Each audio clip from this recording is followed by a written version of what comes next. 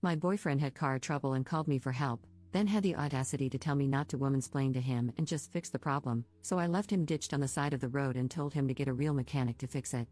Posted by u/GermanCat34. I, 26F, have been dating my boyfriend, Nick, 27M, for almost a year, and something that has always bothered me is how Nick does not believe in maintaining or taking care of his vehicles. Background: to give some context, Nick bought his car brand new about 5 years ago and has put about 70,000 miles on it. Since purchasing the vehicle, he has never had an oil change, nor does he perform any kind of regular maintenance.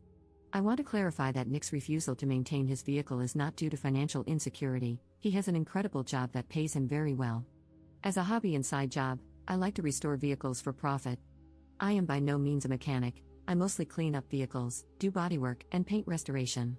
However, I do have a pretty fundamental understanding of cars, and I know how to do the basics. The story: Nick called me yesterday on my day off, telling me he was about 10 minutes away from my house and had a flat tire. He asked if I could come help him out. I grabbed my tool bag and headed out.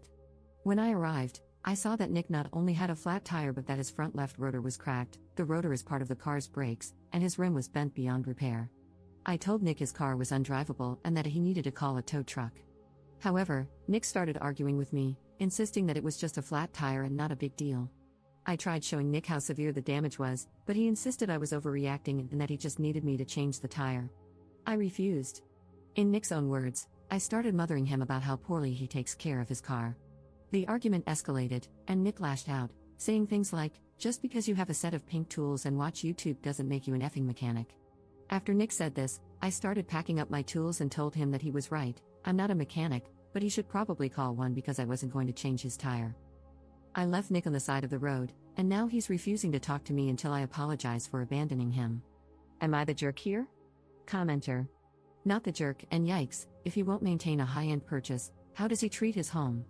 He has made fun of your car knowledge, yelled at you for making an accurate statement about his broken car, and demanded an apology, none of which you deserved.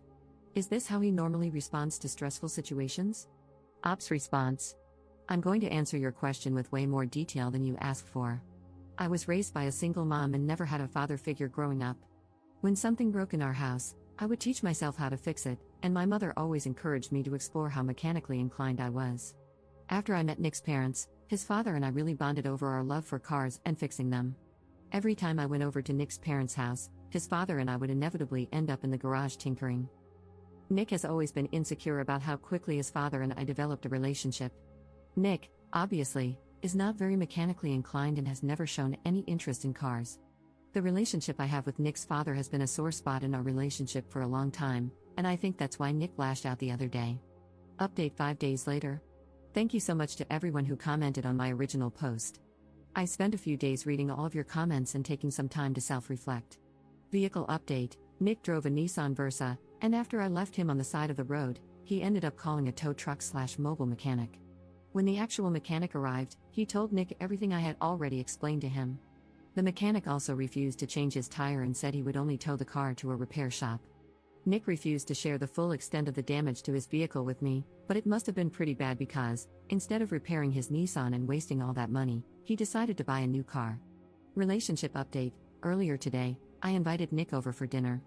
I spent the whole day cooking and baking his favorite dishes: braised oxtail soup, drunken potatoes, and tiramisu for dessert. When Nick arrived at my house, he was in a wonderful mood and seemed to have forgotten, or forgiven, all about our argument.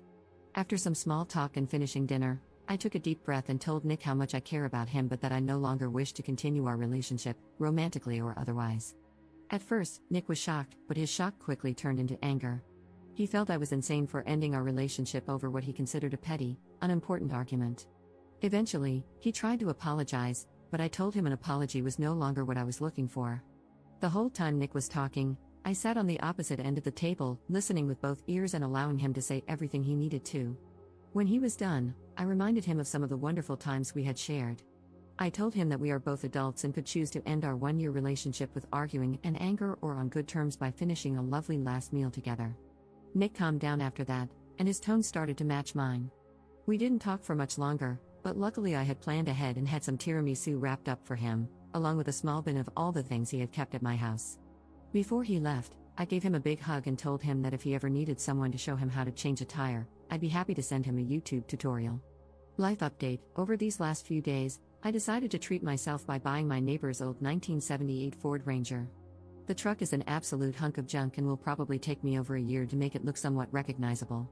But I figured it would be more productive and cost-effective for me to obsess over an old, broken truck than to fixate on broken men. I plan to stay single for a while and focus on taking better care of myself, as well as spending more time with my 3 German shepherds. Happy reading, everyone!